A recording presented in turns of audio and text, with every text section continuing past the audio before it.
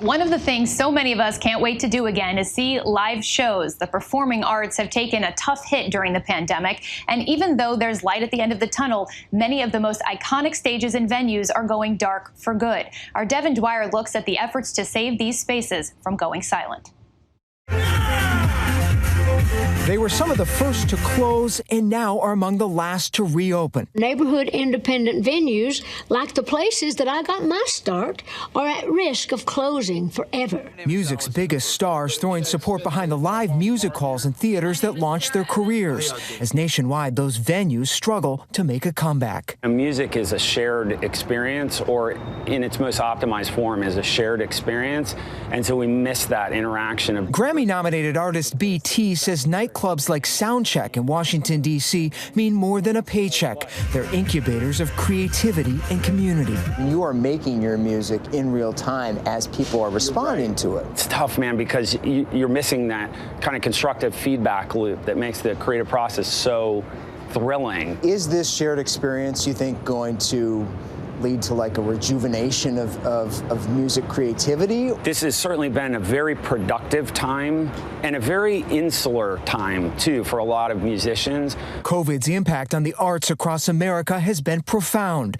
Broadway's theaters went dark exactly a year ago this week and won't reopen until May at the earliest. From the New Orleans jazz scene to California's Sunset Strip, legendary stages are still silent, some on the brink of closing for good. Many already have. We're estimating about 300, unfortunately, and that's the type of thing that just crushing every single day. And when I'd open my laptop and get a note about another, it's just devastating because it was through no fault of their own.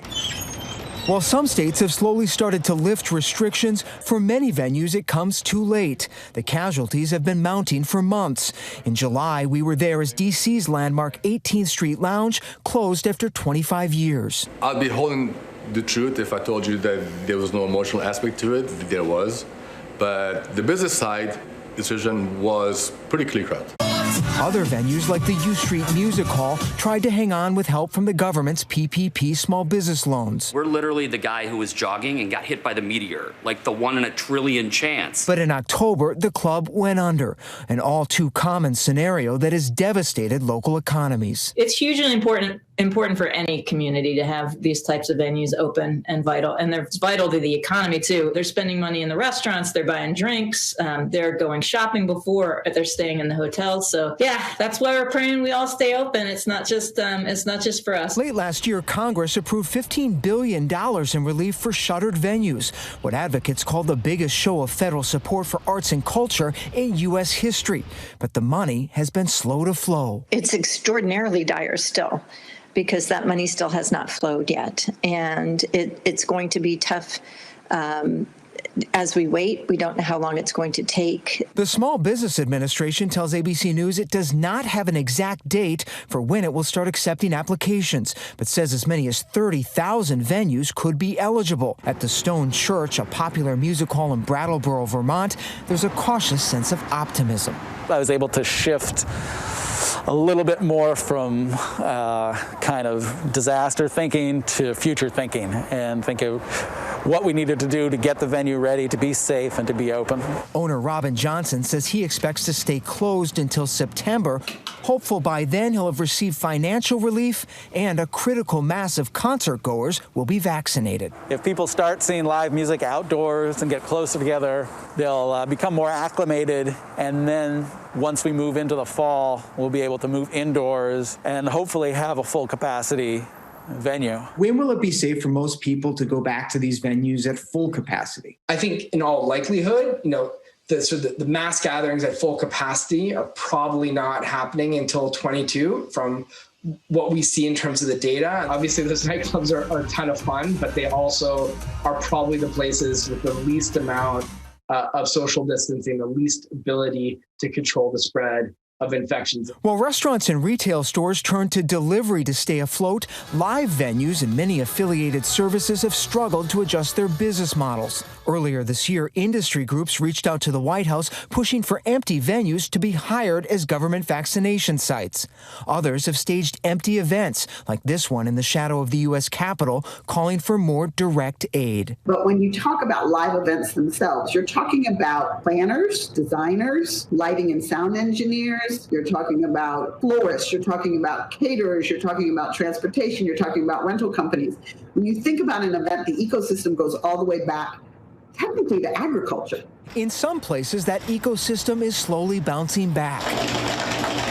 New York City, once the epicenter of the outbreak, has now reopened movie theaters for the first time since last March. At least 11 states have lifted all COVID restrictions for indoor gatherings and live events. Overseas, 1,300 people turned out last weekend in Amsterdam for an indoor dance party experiment.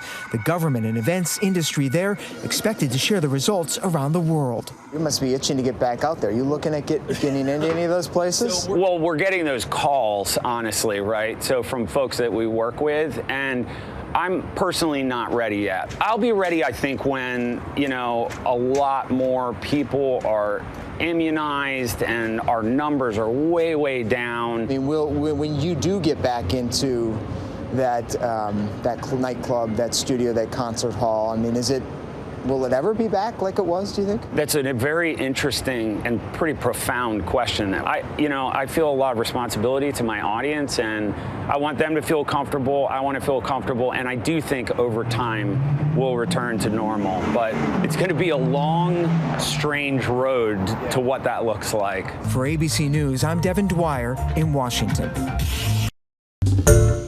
Hi, everyone. George Stephanopoulos here. Thanks for checking out the ABC News YouTube channel. If you'd like to get more videos, show highlights, and watch live event coverage, click on the right over here to subscribe to our channel. And don't forget to download the ABC News app for breaking news alerts. Thanks for watching.